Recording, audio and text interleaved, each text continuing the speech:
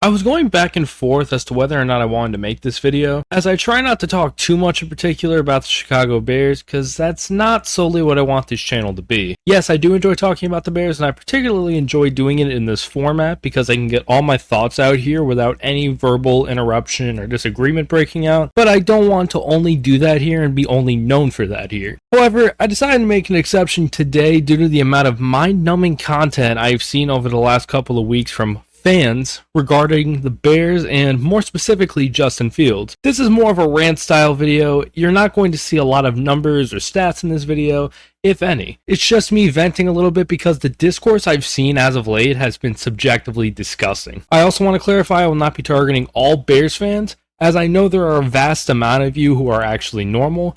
I'm more going to be targeting the very, very vocal minority. If you do enjoy this video and you would like to see more like it in the future, please be sure to leave a like on the video and subscribe to the channel as well if you have not already. And be sure to leave a comment down below giving your feedback and your opinion on the topic at hand. With that said, let's get right into it. But I want it now! Let me start this section of the video with a bit of understanding. I get the annoyance towards the Bears for not being able to ever establish a clear-cut franchise quarterback. Nearly every franchise in the NFL has had at least one of those at some point, and the closest the Bears have gotten was Jay Cutler. Don't get me wrong, Cutler was a baller and I respect everything he did for Chicago, but for him to be your franchise's best QB talent-wise ever, and the only notable one long-term, is a damn shame. They tried to develop the next franchise quarterback through drafting the last 7 years, and their first project was Mitchell Trubisky, and while he had a solid career through 4 years, helping him go to the playoffs twice, he quite simply wasn't the guy to put him over the hump on offense. They would then go on in 2021 to draft Justin Fields, and even traded up with the Giants to do just that. It's been up and down with him since his rookie season, but there's been gradual improvement each season from him as a passer as well as a rusher. The talent has slowly gotten better around him as time goes on, so that has certainly helped, but there are these moments where he still makes these mistakes that would be excusable for his rookie year,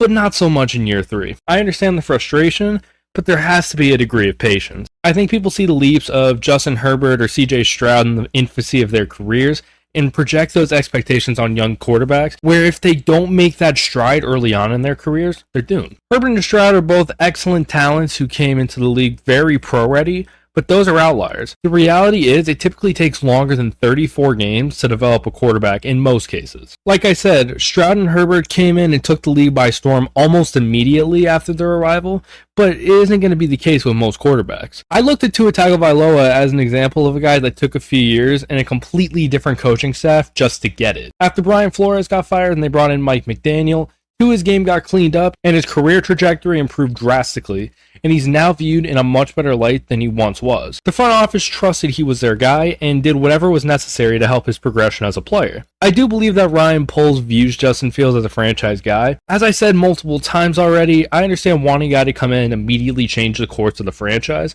but that's just not realistic or as common as a lot of people think. As was recently reported, Chicago will not move on from Justin Fields this season unless they're blown away with a quarterback. And while I am very much so a college football casual, Man, you're a casual. I'm not moved enough by any prospect to give up Fields for another 3-year cycle of a guy who might not be the guy, just to blame him and get the newest, shiniest toy on the market in a few years, which leads me to my next topic. Sounds like a lot of...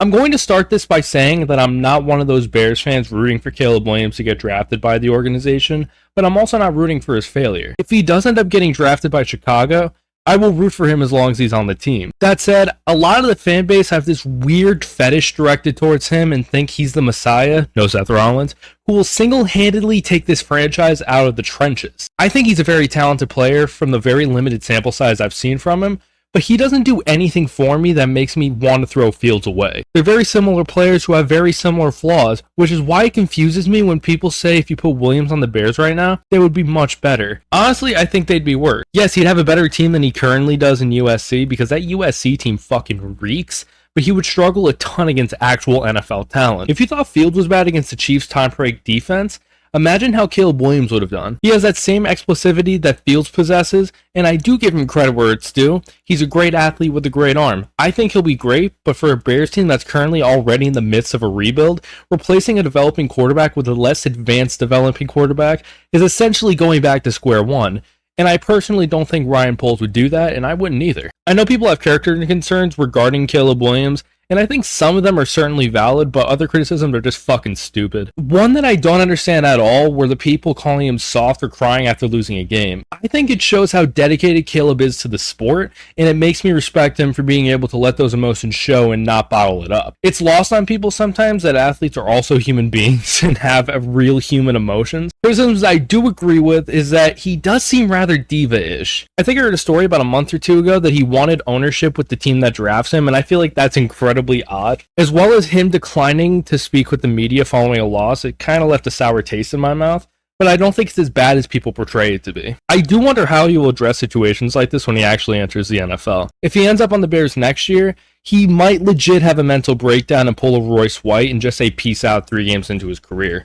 Only with Royce White, it was because he was a pussy who couldn't sit on an airplane for millions of dollars. For Caleb, it would be the so-called Bears fans already mocking Shadur Sanders to go number 1 overall to Chicago after starting 0-3, which brings me to my next point. Loser. Just a little disclaimer, I am notoriously a very family-friendly channel. I tend to keep things on the clean side, but these people irritate me so much that I might have to use a profanity or two. If you have young children watching this video with you, be sure to tell them to put on their earmuffs because this could get very ugly. The portion of the fan base I have discovered this season, and they're perhaps the most weird and miserable pieces of shit I have ever seen. They're the people that are actively rooting against Justin Fields so the Bears can get a top pick as opposed to hoping the young quarterback the Bears have spent 3 years developing improves. Not only is this shitty from the fan base, but it's beyond fucking dumb too, because if the Bears don't have a quarterback problem come April, they'll be able to use their inevitable 2 top 5 picks to bolster the roster even further. They could draft a guy like Marvin Harrison Jr. to go alongside DJ Moore and create a deadly duo at wide receiver.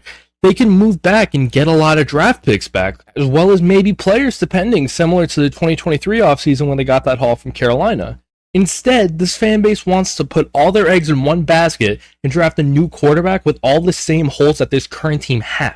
I can't be the only person to think that this is the most idiotic fucking thing possible, right? For example, as of the writing of the script, the Bears just lost an Alliance 31-26. Justin Fields had 273 total yards in that game and was sacked twice. Chicago was up 26-14 late in the fourth before their defense, who had played very well in the first 3 quarters of football, making Detroit turn the ball over 4 times, developed early onset CTE. On the final drive, Fields got swallowed up in literally 2 seconds, might be less, by Aiden Hutchinson, losing the ball, and then Darnell Wright thought he was playing soccer, so he kicked that motherfucker out of bounds. As you can see with the clip, there's absolutely nothing you could do about that. Armchair GMs went on Twitter with a massive erection and blamed Fields for everything in that game, declaring that he was the main reason Chicago lost despite putting up nearly 300 yards of offense against a top 10 defense. I don't consider people like this fans of the team. They're just fans of defending whatever their weird-ass Twitter narratives are. And I happen to have a Bears fan like this in my Discord server, link in the description. We talk about a lot of different things, but majorly sports. And he constantly talks about how he's not content with mediocrity and losing just to turn around the next day and completely contradict himself. He's literally rooting for his team to fail and be in a worse position long term.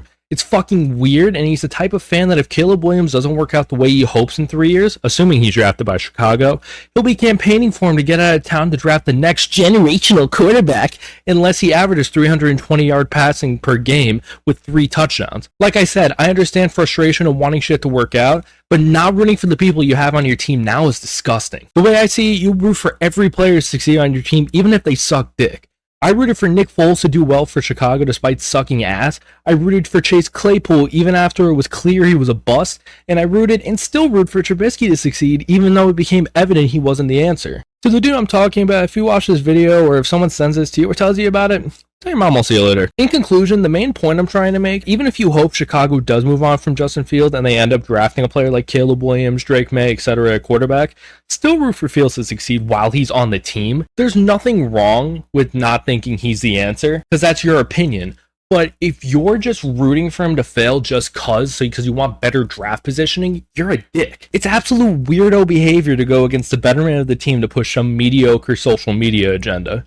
We're still in the rebuild at the end of the day, and even though I didn't even touch this subject today, I think Chicago inevitably firing Eberflus and Getsy will help this team drastically. And I'd like to see Fields run 1 year with whoever they get, because they'll without a doubt be better than those two jerk-offs currently running the offense. I apologize for my little tirade there, by the way, if you felt it was excessive, but that's exactly how I feel, and I'd like to know how you guys feel about this in the comments down below. Thank you guys so much for watching this video, and I will see you all next week. Peace out.